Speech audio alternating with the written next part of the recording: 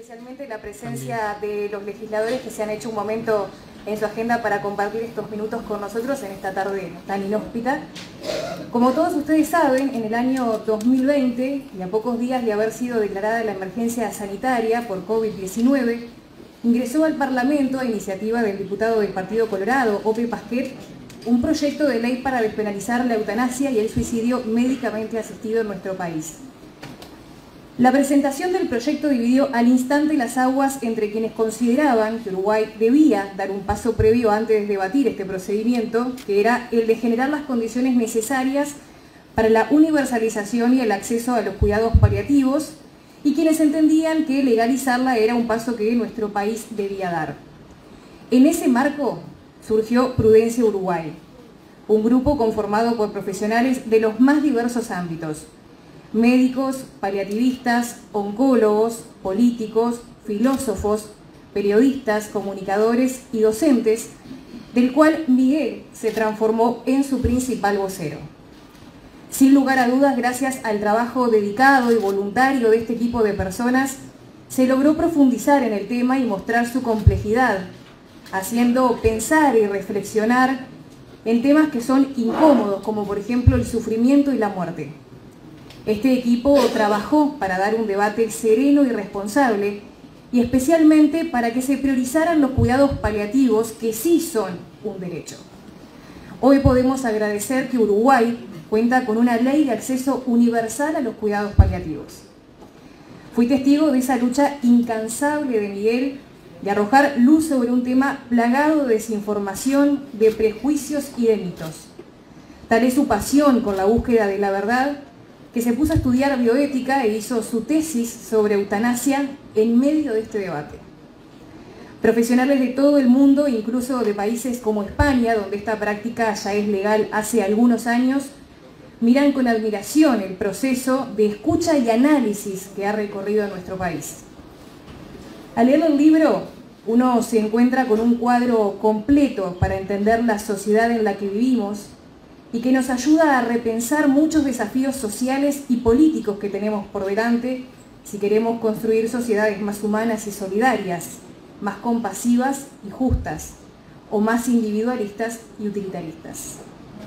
Pero no voy a ser yo quien explique esta noche todas estas cuestiones. En los próximos minutos lo va a hacer el propio autor del libro. Y para eso lo van a acompañar la periodista Romina Andrioli, el director del semanario Voces, Alfredo García, y el ex senador del Partido Colorado, Pedro Bordaberry.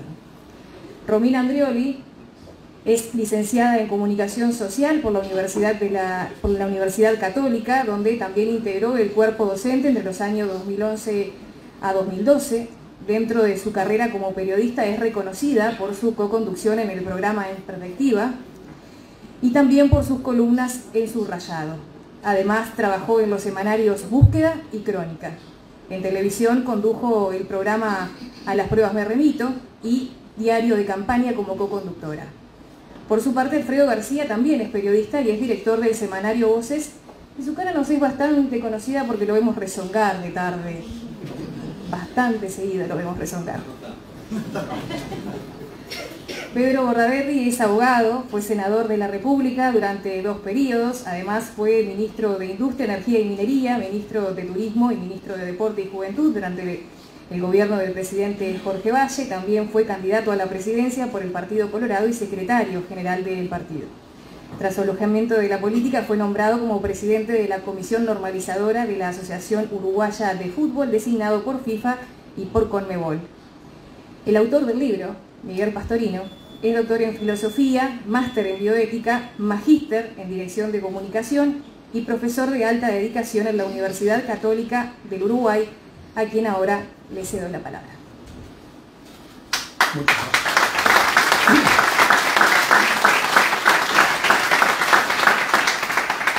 Muchas gracias, Roxana. Muchas gracias a todos que con este día de diluvio hoy nos acompañan. La verdad, sorprendido, gratamente sorprendido. No voy a hablar del libro, los voy a invitar a leer, así que no voy a dar una clase ni nada por el estilo hoy. La idea es que yo no hablé mucho, por eso los invité a ellos. También que tienen mucho para decir desde otras miradas, desde otras perspectivas que sé que enriquecen mucho más. Solo quiero agradecer al comenzar. Y porque de las cosas que nos hacen más felices en la vida es poder agradecer, ¿no? Nos hace menos quejosos. Y la verdad que todo esto surgió no por una iniciativa personal, sino por un equipo, porque las cosas buenas salen en equipo, ¿no? Un gran equipo de trabajo, de gente humilde, silenciosa, que sabe mucho más que yo, que me enseñó mucho, que trabaja muchísimo, que le preocupa mucho este tema, y entre ellos, quienes más me acompañaron, son profesionales que conformaron conmigo este equipo que se llamó Prudencia. Entre ellos, los que voy a nombrar son los que han trabajado todo el tiempo, como voceros también en diferentes entrevistas. Entre ellos está el doctor Diego Velasco, que está aquí presente, abogado que ha publicado un libro que ese sí hay que leerlo porque son muchas páginas, y es, creo que lo más completo, se lo he dicho, no porque lo valore tanto, sino porque es verdad, es de lo más completo que hay en español sobre el tema eutanasia desde toda perspectiva. Para el que quiere estudiar a fondo, esto es un tráiler de la película, tiene que ir a leer a Diego. Bueno, ni hablar, la doctora Delia Sánchez, que también está aquí, una gran bioticista, con años de experiencia en el campo y de quien sigo aprendiendo mucho. Las paliativistas que están en el equipo, la doctora Ana Guedes, que está aquí y que de hecho, con su permiso, publiqué un excelente artículo suyo al final de mi libro, porque nadie mejor que ella lo podía decir con evidencia científica, los mitos que tenemos los uruguayos, incluso en el ámbito de la salud, sobre los cuidados paliativos, sobre el uso de los opioides, sobre la sedación paliativa y demás. Así que también le agradezco mucho a ella, de quien sigo aprendiendo, la doctora Alejandra Sosa, quienes me han acompañado mucho también, la doctora Agustina Silveira, el doctor Marco Diseñi, psiquiatra y también psicoterapeuta, que también de quienes hemos aprendido mucho, y esa frase que siempre recuerdo de él, que dice: la gente no quiere morir, la gente lo que quiere es no vivir así o no sufrir así, ¿no? Entonces me parece que esa es como una de las grandes claves de este tema. La doctora Sofía Maruri también, profesora de Derechos Humanos en la Universidad de Montevideo, que también nos ha dado un panorama, lo ha estudiado muchísimo, el tema internacional, cómo es esto en otros países, que eso te ayuda mucho a entender lo que está pasando. Algunos que no están en Prudencia, profesionales de la salud, como la doctora Adriana de la Valle, Ministerio de Salud Pública, la doctora Rita Rufo, de quien también hemos aprendido mucho en este tiempo. Me han dado una tremenda mano en el ámbito de la comunicación, Álvaro Unchaín, que es el que inventó el título del libro, porque a mí me salía cualquier cosa, y la verdad le agradezco mucho porque me dijo con claridad: todo lo que decís se resume en esta frase, que la eutanasia no es lo que todo el mundo cree, que no es lo que parece. Así que gracias, Álvaro, además por todo lo que él se ha jugado públicamente con este tema.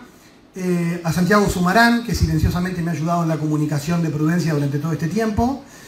A Roxana, que también con sus programas y sus columnas y hoy nos acompaña. A los legisladores, muchos con los que hemos podido conversar, y los que incondicionalmente desde el principio, como el diputado Rodrigo Goñi, que también nos permitió poder estar hoy en esta sala, del Partido Nacional, el diputado Jorge Alvear del Partido Colorado, que también se ha jugado por sus convicciones, por entender que esto hay que discutirlo con más seriedad, la senadora Carmen Aciaín, que también investiga a fondo los temas, porque eso para mí es lo que a uno le hace sentir orgulloso al ver legisladores, que sin importar lo que piensen, estudian en serio los temas. Y eso es lo que a uno de verdad le hace sentir orgulloso de algunos representantes y preocupado cuando le pasan por arriba los temas, que eso sí preocupa, cuando se habla superficialmente, ¿no? Muchísimos más a los que seguro me olvido, pero que en estos 3 años han trabajado muchísimo, y a algunos les veo ahora las caras y están aquí acompañándonos. A los obispos, y en especial a Cardenal Sturla, que gracias a su apoyo este libro se ha podido publicar, y a un precio casi que no hay ningún libro tan barato, para que justamente no se gane, sino que pueda llegar a muchísima gente, ¿no? Y porque lo que importa es que la gente sepa, ¿no? Y que la editorial Lea haya decidido publicar este libro de forma inminente, para mí es algo para agradecer muchísimo, porque hay un tiempo para cada cosa y este era un tiempo clave para darlo a conocer. Así que muchas gracias, y bueno, y gracias a todos los amigos y colegas que hoy nos acompañan. Así que bueno, sin más que decir, aunque hay mucho más para agradecer, le voy a dar la palabra a mi amigo Alfredo García, que voy a decir una cosa antes de que la hable, y es que cuando le dije quiero que lo presenten, me dice: pero si yo estoy a favor. Entonces dije, justamente, y lo quiero decir públicamente, tanto Alfredo en el semanario Voces como Romina Andrioli en Perspectiva sin importar que estemos de acuerdo o no, generan espacios para que puedan haber voces distintas que presenten argumentos. Y en una sociedad polarizada como la nuestra, yo celebro que haya periodistas que crean espacios para debates honestos, racionales, donde se escuchen las ideas sin importar las personas. Y eso hay que fortalecerlo, porque así viene la democracia. Así que gracias a ellos, y por esa razón, además de por otras, los invité. Gracias. Bueno. ¿Funciona esto? Puedo prenderlo. ¿Escuchan? Perfecto. Es bravo, ¿no? Es como sentirse una mosca blanca acá, ¿no? Porque creo que todos los que están acá deben estar en contra de la eutanasia, y yo, bueno, pero no importa, no saben, con Romina ni hablé, ni quiero ni saber. Pero no, yo creo que hay una cosa que es muy interesante leyendo el libro. Yo había leído las notas que Miguel había publicado en Voces sobre el tema, que era una semana sí y otra también, me mandaba, y yo decía, bueno, está otra vez arroz, vamos arriba, está, no hay problema, porque aparte él tiene una versatilidad muy grande para escribir, pero durante un tiempo estaba monotemático. Bueno, está, es lo que hay. Y bueno, lo bancamos, y cuando me pasa el libro digital, no me dice todavía la edición impresa, ¿no? No machetes. Descubrí lo siguiente: yo nací con 600 años de atraso. ¿Tá? Yo tenía que haber nacido en el siglo XIV, porque mi visión de la muerte coincide con lo que, según dice Philippe Ariès creo que se pronuncia, el historiador francés, era la concepción de la muerte como algo natural, que la gente lo tenía incorporado a qué parte de la vida. Yo me acuerdo que siempre en mi familia me decían, lo único seguro es la muerte, y creo que es así. ¿Ah? Pero la cultura que tenemos nosotros, y particularmente en Uruguay es complicado, hay una cultura de la muerte que coincide muy bien con lo que hace este historiador, ¿no? Acá hay miedo a hablar de la muerte, es una cuestión que da miedo, da terror, es decir, más vale no hablarlo porque uno capaz que la convoca si lo dice, ¿no? Es decir, capaz que quien te dice llamás a la parca si la mencionas mucho. Y hay toda una cultura de temor, y por lo tanto es tabú. Y hoy por hoy mucha gente prefiere vivir, piensa que es eterna, entonces la eterna juventud vive. Decir.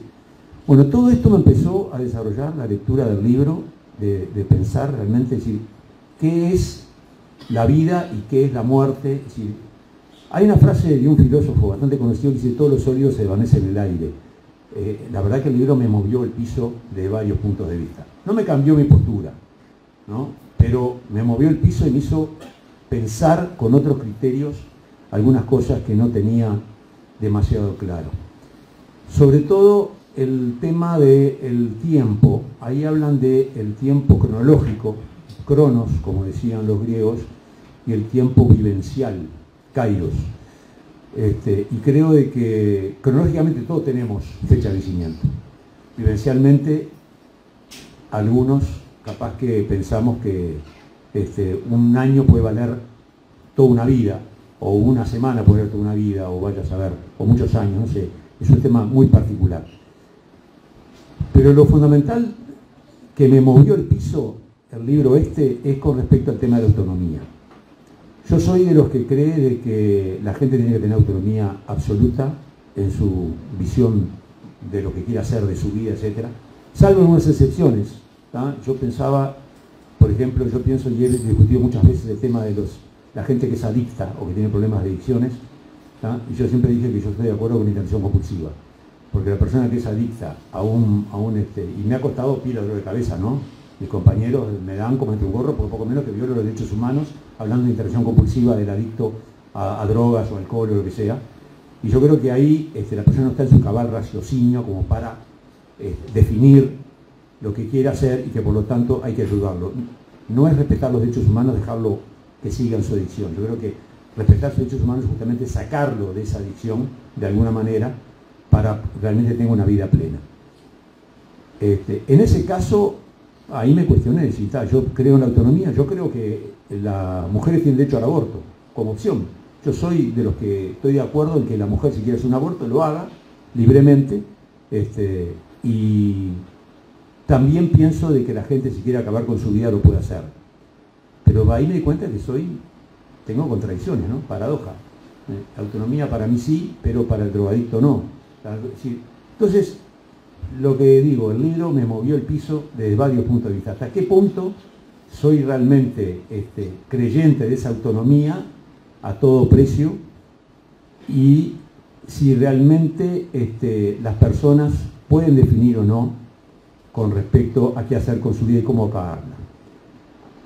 Creo que todos los humanos tenemos una tendencia a preservar la vida. Instintivamente si nos caemos o que sea, tenemos el instinto de salvarnos, un accidente o lo que sea. Es una cuestión instintiva de conservar la vida. Por eso no entiendo mucho el tema del suicidio. El suicidio me parece que es una anomalía, es algo raro, es una enfermedad que evidentemente tiene connotaciones psicológicas, etcétera, que no es una persona en sus cabales la que opta por acabar su vida voluntariamente de forma de suicidio. Y ahí pasó a la eutanasia. Entonces la eutanasia, ¿por qué sí? Es conflictivo, el tema no es fácil, no es sencillo, pero me parece que miren, ayer en una reunión familiar, haciendo una especie de preámbulo de lo que iba a hacer hoy, tiré a un grupo de gente más joven, digo, ¿eutanasia sí o no? Y ahí saltaron, ¿no? Algunos que sí, otros que no, que esto, que lo otro. Había muchos argumentos, pero no había consenso. Entonces, creo que es un tema que no genera consenso, no lo va a generar. Creo que hay que respetar la voluntad de las personas, pero al mismo tiempo, ¿cuál es el límite? Yo ayer puse un ejemplo quizás extremo, si mañana me quedo ciego, para mí la vida se termina. Es como si yo me puedo dar una inyección realmente, porque sin ver no puedo ni leer, ni ver series, ni escribir, ni nada. Si la vida para mí sería prácticamente llega a su fin. Y ahí me dijeron, no, eso estás loco. Es decir, intenté hacer una discusión provocadora y lo logré, pero no tuve respuestas. ¿Qué es lo que considero con respecto al libro? Es que abre la posibilidad de un debate en serio, con información, porque hay mucha información errónea, es verdad. Miguel se ha caracterizado por investigar el tema de cuidados paliativos, la cuestión de la voluntad de muerte anticipada que existe por ley. Son esas cosas que uno realmente, si no está empapado, no lo maneja, y él lo explica muy bien. Y entonces uno dice, ¿por qué es necesaria la eutanasia? Y porque quizás alguna gente, pese a todo, tiene el derecho a definir su propia muerte cuando quiera. Y creo que es una cuestión que es absolutamente individual, y no sé si tenemos el poder de prohibírselo. Insisto, es muy polémico el tema, no lo tengo del todo claro, sé lo que haría yo, pero creo que no se le puede imponer a los demás. Cada uno puede definir por su propia voluntad. No creo, eso me parece que es un poco de propaganda media berreta, decir de que aprobar la eutanasia implica que va a haber un montón de muertes, que la gente va a empezar a presionar para que la gente pida que la maten, etcétera, etcétera. No, me parece que no. Lo escuchamos también con el tema de la despenalización del aborto, que iba a ser enorme, no sé cuánto, y no sucedió. Yo no creo que eso suceda, pero sí me parece que lo que hay que hacer es informar muy bien para no confundir cuidados paliativos, voluntad anticipada con eutanasia. Sin embargo, y es una cuestión absolutamente personal, mi madre vivió hasta los 93 años, absolutamente lúcida hasta los 92, independiente, libre, activa, me enloquecía, iba a bolichear a las 11 de la noche, con 92 años quería salir. A los 92 años empezó con demencia senil, no empezó a tener capacidad vivió sola aparte hasta los 92 años. Tuvimos que internarla en un lugar, y yo realmente la vi decaer, la vi languidecer, hablando con sus padres, con sus hermanos, todos muertos. Y ahí dije, ¿cómo una persona puede pasar de una racionalidad absoluta a este tipo de situación? Y ese ejemplo a mí me dice de que en mi caso personal, si yo llego a una situación de ese tipo, a mí me gustaría que tener eutanasia. Yo no quisiera llegar a un nivel de degradación, y no por el entorno, por mí mismo, de degradación o de pérdida de conocimiento, racionalidad. Entonces, en ese campo yo quiero tener la posibilidad de optar y decir, ya está, ya cumplí, mi vida llegó a su fin, y a irme tranquilamente, y me parece que eso es un derecho inalienable que como individuo tenemos que tener. Insisto, es polémico, es muy discutible todo, pero creo de que el libro facilita la apertura de mente. Miguel tiene esa capacidad de abrir la mente de mucha gente en muchos temas. Estamos en antítesis en muchos temas, pero me ha abierto la cabeza de una manera que para mí es invalorable. Yo lo que digo es que vamos a seguir discutiendo por muchos años más hasta que la muerte nos separe. Muchas gracias.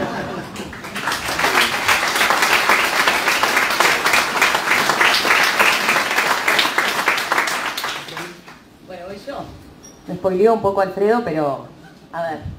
No estamos de acuerdo. No. Yo, más allá de la eutanasia, quiero recomendar este libro como una reflexión profunda sobre la sociedad de nuestro tiempo. Es como una especie de reivindicación, de lucha de Miguel por el debate profundo de ideas. Poco importa acá cuál es mi posición sobre la eutanasia, por cómo ejerzo el periodismo, no me siento cómoda tampoco haciéndolo público, tampoco la tengo clara, pero por tanto no voy a hablar acá de si estoy a favor o en contra de los argumentos que plantea Miguel. Yo quiero celebrar el debate ¿no? El que enriquece la discusión. Como dice Alfredo, eso de seguir abriendo la cabeza. Y sobre todo la importancia de que escuchemos también al otro, al que piensa diferente, al que no opina como nosotros. Yo hace años que tengo, por suerte, el gusto de compartir con Miguel un espacio en perspectiva que se llama la Mesa de Filósofos, que él coordina, donde hemos discutido de los más diversos temas, no sé, la sociedad del cansancio, ética animal el último, relaciones poliamorosas, la crisis de sentido, la crisis de la memoria colectiva. Y me consta que Miguel es eso, es un fanático de dejarnos pensando, ¿no? De que no nos quedemos en lo primero que aparece, en lo superficial, en esa idea dominante que parece que se lleva todo puesto. Miren, hasta se animó a criticar a Yuval Harari, ahora que estoy pensando. Darle palo. A ver, pero además en momentos, como se dice, de la inmediatez, ¿no? Del debate y de las discusiones en Twitter, de la pregunta esa, porque nos tenemos que encasillar, ¿de qué lado estás? ¿No? O esta la fácil, ¿no? Los 5 argumentos, o los 3 argumentos a favor de la eutanasia, los 3 argumentos en contra de la eutanasia.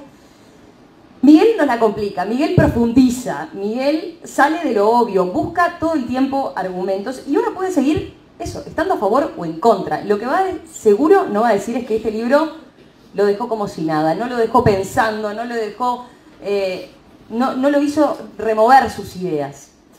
Está claro que el debate sobre la eutanasia es un tema importante para cada sociedad por las implicancias que tiene. Estamos hablando de implicancias éticas, morales, legales.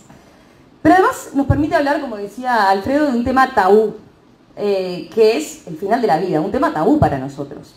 En una sociedad donde, como dice Miguel, bueno, si uno saca el tema del final de la vida en un almuerzo de domingo, le dicen, bromes, dale, hablemos de otra cosa, cambiemos rápido de tema, ¿no? Bueno, esto nos da esa oportunidad. El plantear este debate nos da esa oportunidad. Miguel, a lo largo de las páginas, como decía Alfredo, bueno, señala que esto no siempre fue así. No siempre nos relacionamos con la muerte de esta manera. Señala que es un aspecto de las sociedades secularizadas, donde de alguna manera, dice, le fuimos perdiendo sentido a la muerte. Y por eso la esquivamos, por eso le escapamos, le huimos. Voy a citar un fragmento de la página 38, donde plantea Miguel: la muerte también puede ser una oportunidad para ensanchar el horizonte, para pensar en lo que nos trasciende, para preguntarnos por una vida que no se reduzca a la inmanencia, sino que sea apertura a la trascendencia.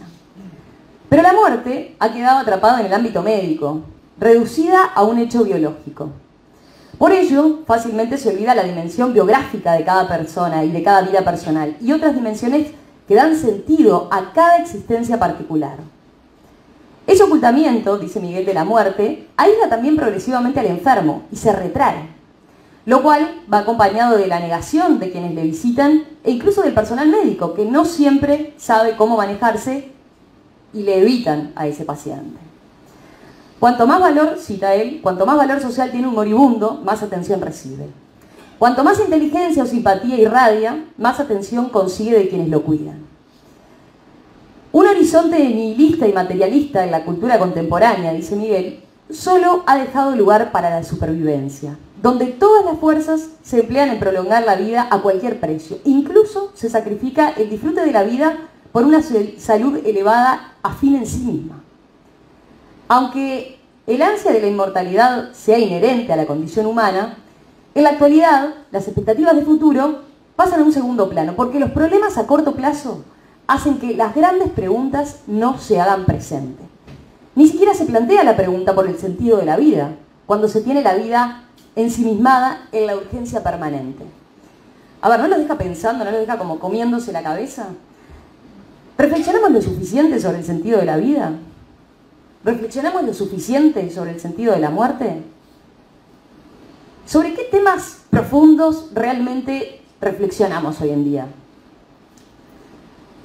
También Miguel habla de la crisis de sentido que vivimos y de cómo a los viejos, esta sociedad actual, consumista, productivista, le hace perder sentido.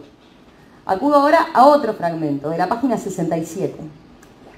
Si tenemos en cuenta la cultura dominante, los valores de una sociedad que privilegia la productividad y el rendimiento, impactan negativamente en quienes ven su vida limitada por una discapacidad o por la vejez.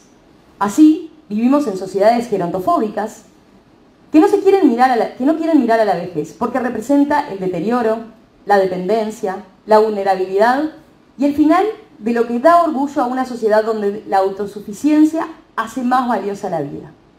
En ese contexto, las leyes de la eutanasia son más fácilmente aceptadas, dice Miguel, por quienes desprecian esa etapa de la vida donde ya no se puede vivir acorde a las pautas culturales dominantes. Es preocupante, plantea él, que una sociedad en la que las personas aprenden que no valen lo que no es productivo, siente que su vida es menos valiosa ante los demás. Una manera de ver la vida del otro es también una manera de valorar la vida propia.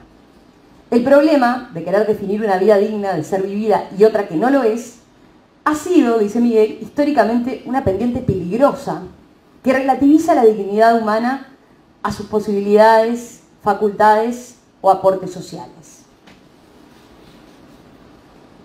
Miguel se cuestiona si el derecho a la eutanasia es verdaderamente una cuestión de libertad del individuo, que podríamos simplificarlo en el principal argumento de quienes la defienden, o si en realidad es la sociedad la que nos empuja a que lo veamos así.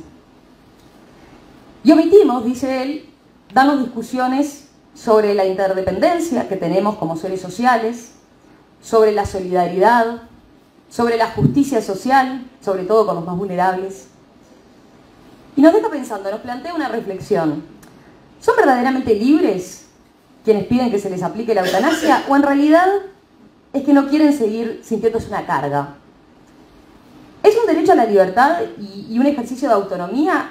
¿O las peticiones de eutanasia, en lugar de un deseo de morir, son un reflejo de carencias de la medicina, de carencias de la sociedad? Son un reflejo de falta de solidaridad, de cuidado y de valoración de los más vulnerables.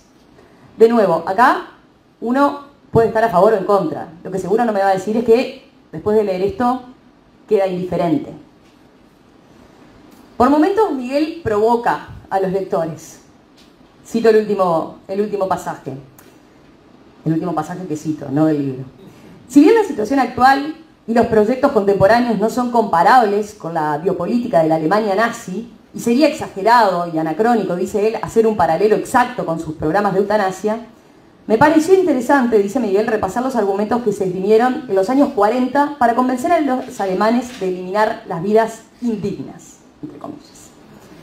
Cada vez que se discuten estos temas, se olvida la razón más honda de por qué los derechos humanos se sostienen en el valor indiscutible de la dignidad de todo ser humano, más allá de su condición o situación. Ninguna vida humana puede ser considerada menos digna que otra, so pena de legitimar el desprecio y el abuso de determinadas personas por el hecho de considerarlas vidas menos dignas. Revisitando la historia, dice Miguel, podemos tomar conciencia de hasta qué punto la manipulación del lenguaje y los eufemismos nos hacen indiferentes a graves violaciones de los derechos de los más vulnerables.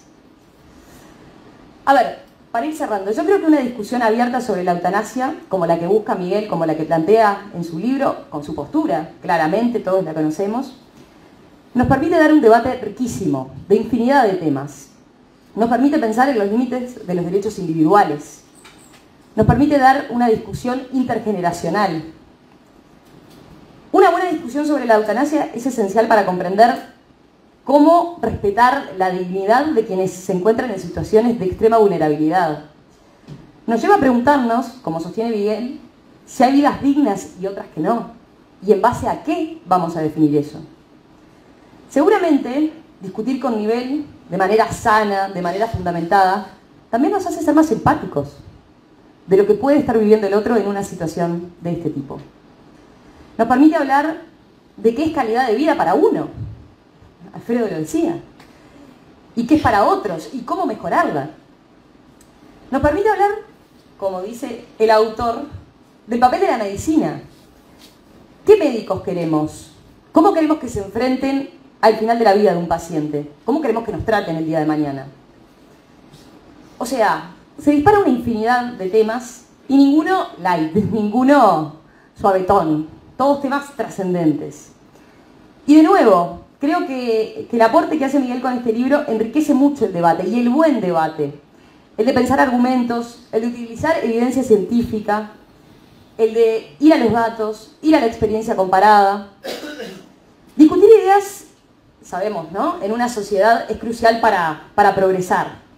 Es claro que a través del intercambio de perspectivas ampliamos nuestros horizontes y seguramente encontramos una solución mejor, una solución más completa, más innovadora. Esto en general, para los problemas que enfrentamos como sociedad. ¿Cuánto más para un problema tan crucial como es el fin de la vida, como es la eutanasia? Donde se necesitan debates ricos y no mirar solo el tema con el balde puesto, con nuestra propia perspectiva. Hace poco escuché una cita de un presidente, ¿saben? No importa cuál, tampoco porque vi que se lo atribuyen a muchos, donde le planteaban, ¿qué buen gobierno que hizo? Y él respondía, hice un buen gobierno porque tuve una buena oposición. Y este debate es igual. Yo creo que vamos a llegar a la mejor alternativa o la mejor opción con argumentos muy pensados de las dos partes. Y el hecho de que una parte busque argumentos sólidos y provocadores hace que la otra se sienta desafiada. Y así sucesivamente. Y así sucesivamente, porque así construimos la sociedad. Así que en definitiva, de eso se trata las discusiones en democracia. Y así que, Miguel, felicitaciones por ayudarnos en ese camino.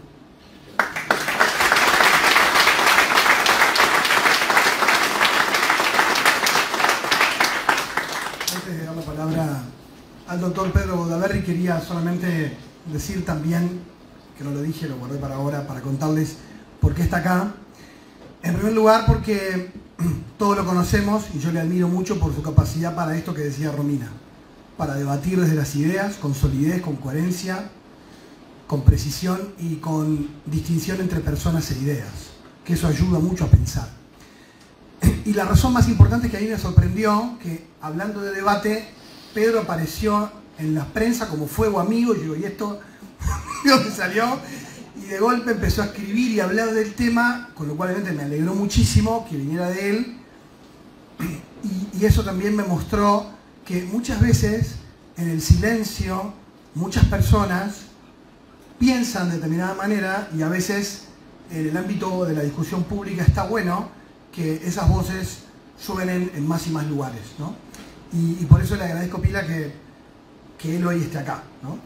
Porque eso también es una opción, poder acompañarnos, y porque además alguna que otra vez me dio algún consejo para que fuera un poco más arrojado en mi manera de presentar las cosas, que yo iba como un poco más cuidado. Pero ¿saben por qué? Porque me pasó ahora cuando publiqué el libro que en las redes me ponían gente que no conoce el libro y que no me conoce, me escribe por Twitter y me dice, ¿pero este libro es a favor o en contra? Digo, para antes de comprar.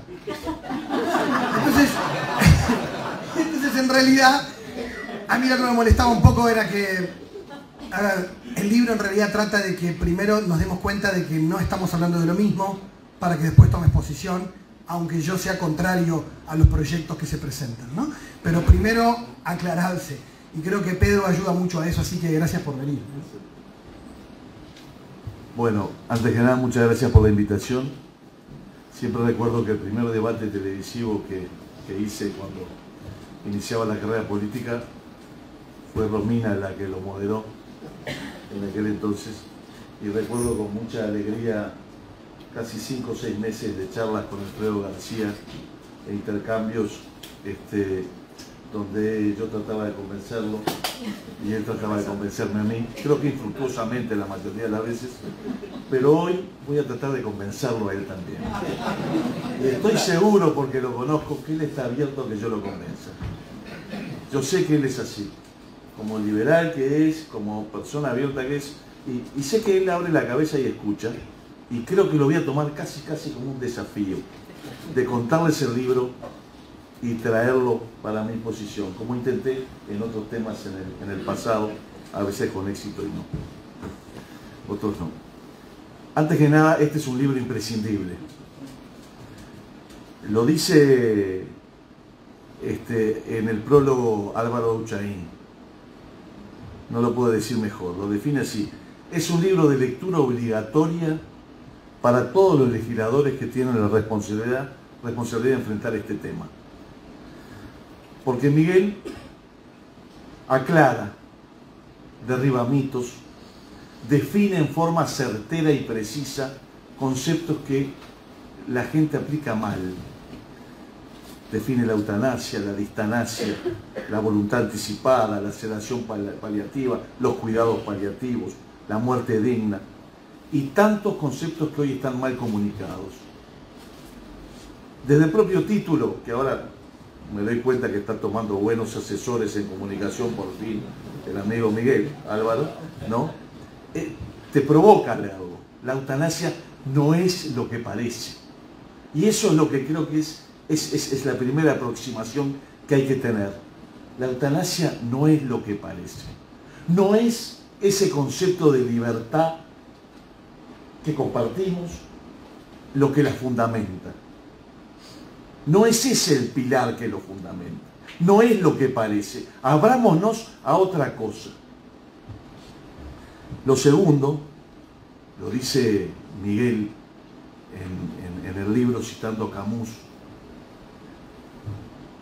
la lógica del rebelde estriba en esforzarse en mantener un lenguaje claro a fin de no hacer más densa la mentira universal. Y hoy Miguel es un rebelde. Y uno se imagina a los rebeldes, esto no, ¿verdad? ¿Verdad que esto no parece un rebelde?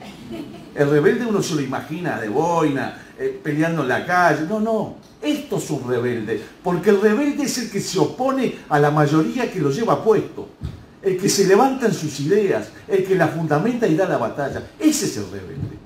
Esto es un rebelde.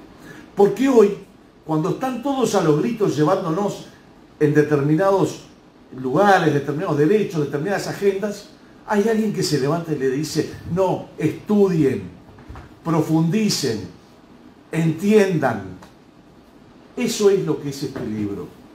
Es un acto de rebeldía frente a esas masas que nos quieren llevar hacia lugares donde ni ellos saben quieren ir. Porque hoy donde nos quieren llevar es agendas que no sabemos a dónde nos llevan. Que lo moderno es el cambio por el cambio en sí. Y nada más que eso. Pero además Miguel, con este libro, predica algo que no es poca cosa. No se queda en el eslogan, en el nombre. Hoy todo parece ser un nombre, una noticia que dura 15 minutos, un día, 2 días. El domingo nos estremecimos con el informe en la televisión de la Fiscalía y los casos de pedofilia, y ayer ya nos metimos en el lío del pasaporte de no sé quién, y mañana vamos a estar no sé otra cosa, y la semana pasada estábamos con los terroristas de Hamas, y necesitamos una noticia atrás de la otra y nos van llevando titulares a eslóganes y no profundizamos. No hacemos esto. Y le ponemos títulos y etiquetas, y con el título y la etiqueta nos alcanza. Yo siempre recuerdo cuando asumió el gobierno del Frente Amplio en el 2005, había un problema de hacinamiento en las cárceles. Recuerdan, no habían plazas suficientes. Entonces la solución que se encontró ahí fue a los que habían determinados delitos, liberarlos. Y se mandó un proyecto de ley que era de liberación de presos. Y leí una columna de un comunicador del partido de gobierno en ese momento que criticaba no la ley y el contenido, criticaba el nombre que se le había puesto. Decía, no podemos ponerle una ley de liberación de presos porque eso va a asustar a la gente. ¿No? Llamémosla ley de humanización del sistema carcelario. No humanizaba nada, las cárceles seguían siendo lo mismo, pero el nombre era bastante más lindo. Liberaba presos, pero no le llamamos liberar presos. Yo recuerdo un combativo diputado de mi partido, aquel entonces pachequista, lo vi en la televisión diciendo, estoy en contra de la ley de humanización de las cárceles. Ya había perdido. No decía, estoy en contra de una ley que suelte presos porque va a provocar más inseguridad. Estoy en contra de la humanización. Y creo que en esto de la eutanasia pasó lo mismo. Fíjense lo que ha pasado, le cambiaron el título. Y lo dicen acá. Y yo creo que ese es otro mérito de este trabajo. Empezaron hablando de suicidio asistido. Y el fundamento era la piedad. El que estaba enfrentando una enfermedad terminal y sufriendo, tenía derecho a decir, por favor, asístenme en mi suicidio. Así comenzó esto. Pero un día se enteraron que existían los cuidados paliativos. Y al existir cuidados paliativos y no se sufría, ya no tenían el argumento de la piedad. Y entonces se enteraron que había muchos suicidios en el Uruguay, que los hay.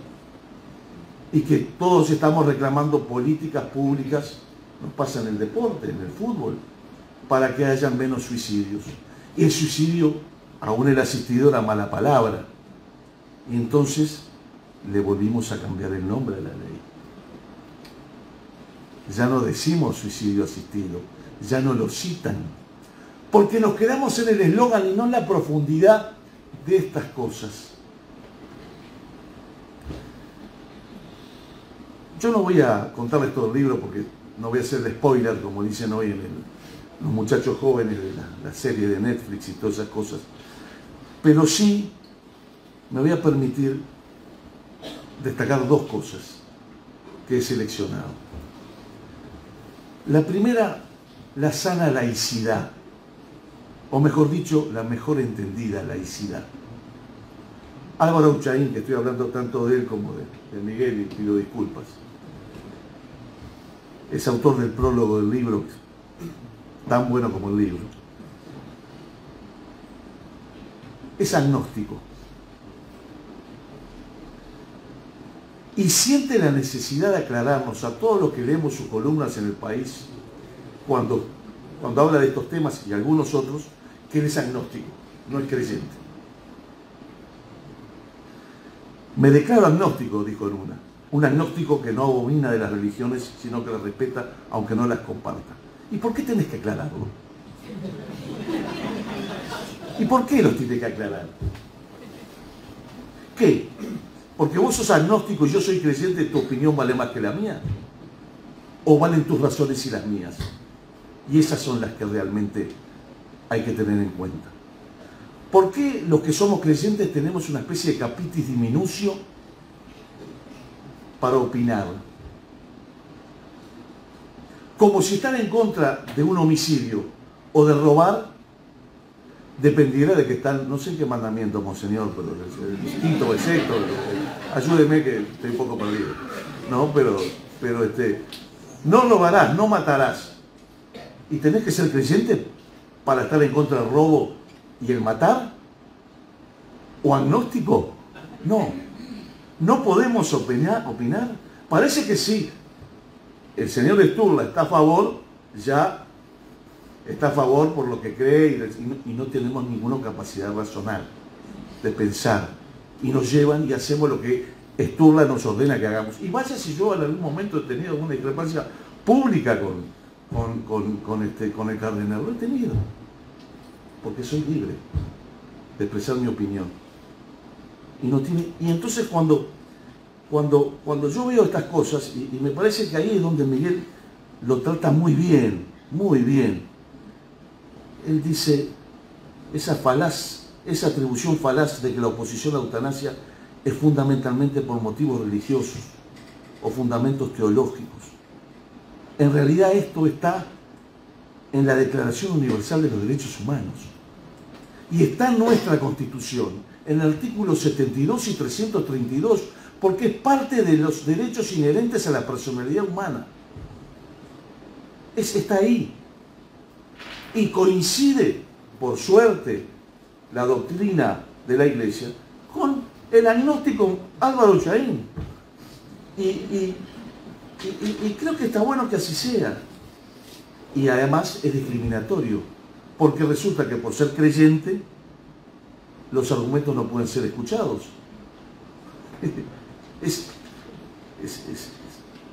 Yo no lo... Es decir, me parece que está bueno que se trate y que se vea. Lo segundo es ese argumento que me trae Alfredo de la libertad. Voy a tratar de explicarte todas las chicanas posibles jurídicas para rebatírtelo. Está bien. Resulta que el proyecto de ley dice que esto es por la libertad. Pero resulta que yo soy libre solamente si enfrento una enfermedad terminal. ¿Cómo? Hoy, en este momento, no soy libre de decidir la eutanasia. Pero soy libre si tengo una enfermedad terminal. O sea que me están limitando mi libertad. Si es libre y el fundamento de libertad, no me digas que es cuando hay enfermedades terminales, ¿no? ¿No te parece? Yo quiero salir ahora y le digo, che, ayúdame, me quiero pegar un tiro, poneme la bala y... No. O llevaba a aplicarme una inyección. No. Es decir, hay un argumento raro, ¿no? Es por la libertad. Como empezaron por la piedad y dijeron que el que sufría y tenía una enfermedad terminal, en realidad ese era el fundamento, y después se dieron cuenta que no era ese, agarraron de la libertad, que tampoco es. Jurídicamente no es. Porque esta ley no regula el derecho de la persona libremente a decidir que lo asistan su muerte. No, esta ley regula la conducta de los que asisten a la persona. Regula lo que tenemos que hacer todas aquellas personas a quien alguien le pide ayuda, tienen que hacer. Y ahí sí nos metemos en un lindo lío. Y por eso no es una cuestión de libertad. Tenemos un hijo adolescente, está deprimido, se siente mal, no puede enfrentar la vida. Y nos dice, en ejercicio de mi libertad, quiero que me asistas en el suicidio. ¿Qué hacemos? ¿Lo asistimos? ¿O le buscamos compañía, le buscamos sacarlo adelante? ¿Qué es lo que se hace? ¿No? Entonces, el argumento de la libertad es falacia en esto. Y Miguel lo desarrolla. Desvirtúa el argumento de la libertad. Esto hay que aplicarlo como hicieron los ingleses. Los ingleses tienen no sé cuántos años en estas cosas, ¿no? llevaron a Lord Walton a Bélgica, donde está la eutanasia, que era el encargado de ir a la Cámara de los lores de estos temas, y dijo, anda a ver cómo funciona en la práctica. ¿Cuál es el impacto social que tiene? Vamos a ser prácticos. Sí, libertad, libertad. Sin duda libertad. Pero vamos a ser prácticos. ¿Cuál es el impacto social que tiene? Y volvió Lord Walton ahí al Parlamento. Al Parlamento dijo, no nos metamos en este lío. Es imposible regularlo y el impacto social que va a tener. No está caminando. Hay 7 países, ¿no?, con eutanasia. 8 países con eutanasia. 8. Y nosotros vamos, en estos momentos, sin los estudios suficientes, a ese camino de impacto social que no sabemos dónde termina. Cuando sabemos, sí, que Uruguay tiene uno de los índices más altos de suicidios en el mundo. Y ese va a ser nuestro mensaje. ¿Por qué? Porque en aras de una presunta modernidad y derechos, hacia allá va la masa. Y los que levantan la mano y el libro como Miguel dicen, no hagan eso.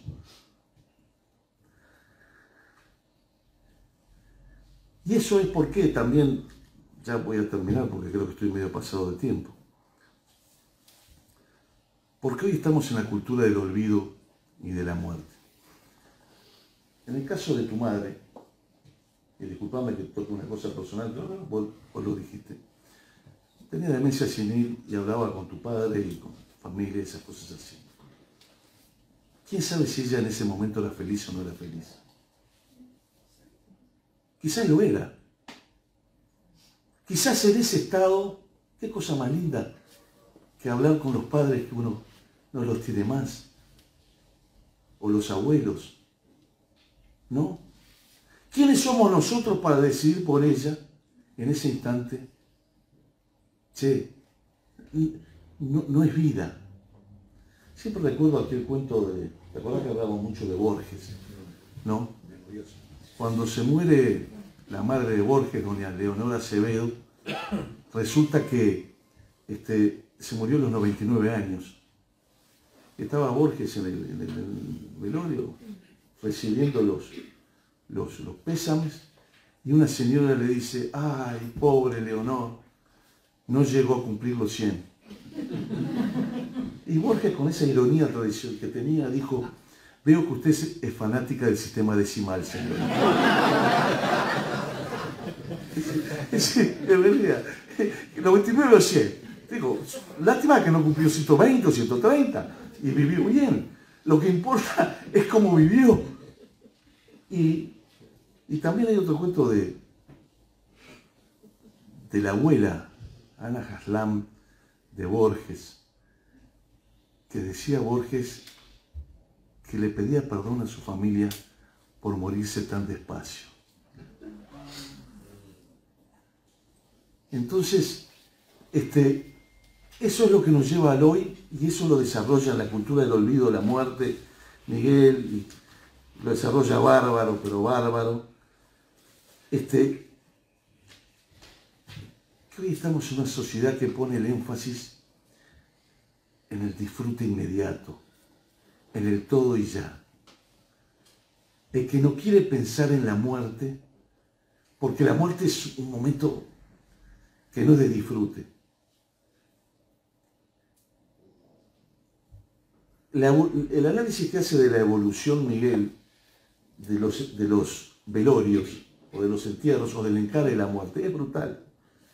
Yo tenía una tía que quería mucho, que me confiaba sus cosas y tuve el desagradable hacer de tarea de ir a arreglar sus papeles. Y entre sus papeles encontré, cuando se murió mi abuelo, se hacía una invitación con foto y se repartía la invitación para que vinieran todos los conocidos y la familia al velorio y se servía comida y la muerte no era lo que soy. Y hoy los velorios duran cada día menos, son rápidos, se tienen que terminar rápido ya.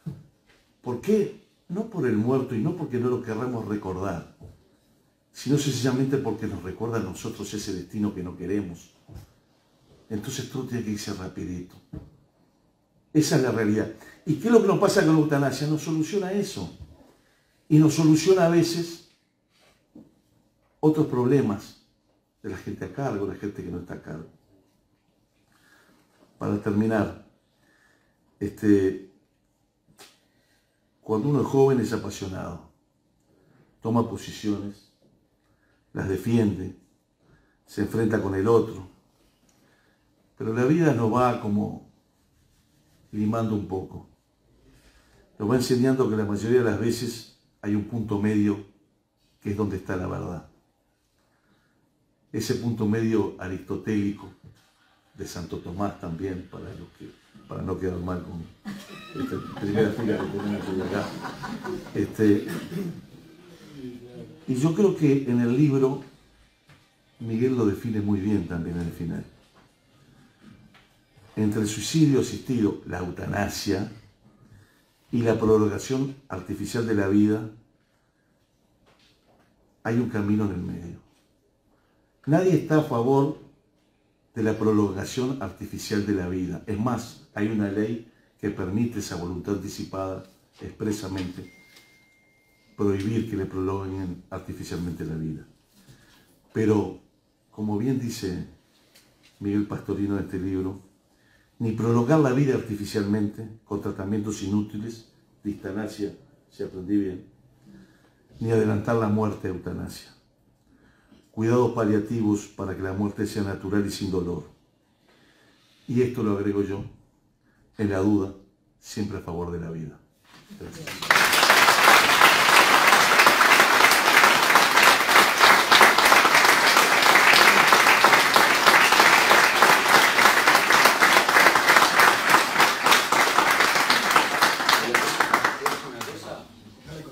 De lo que me convenció es de que es necesario que vuelva al Senado, ¿no?